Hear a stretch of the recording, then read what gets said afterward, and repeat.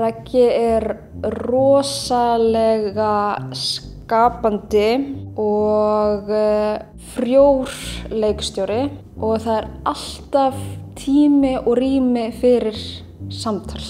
Öll undirbúningsferlin hafa tekið mjög langan tíma, gefið sér rosalega langan tíma í allt. Og hann styðst rosalega mikið við aðferðafræði Mike Leese sem í stuttumáli byggist á spuna.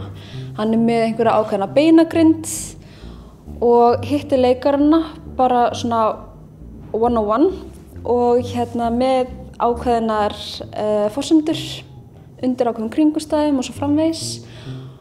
Og við leikararnir komum bara með okkar input sem tengist að karakterinum við þá viðandi verk. Þannig að maður löngu búinn að fjárfesta tilfinningalega í karakterinum. Og fyrir síðan spuna þar sem að allir leikararnir að hittast í fyrsta skiptið með sína forsendur. Þannig að við vitum ekkert rosalega mikið hina karakterina. Þannig að það gerist allt rosalega lífrænt. Sko ég hef verið spurð að því hvort þetta sé barnaleikrit, en þetta alls ekki barnaleikrit. En eins og svo margir hafa sagt og lýst þessu verki að þá þetta mjög bara skemmtilegt en sorglegt, grátbroslegt á svo marga vegu.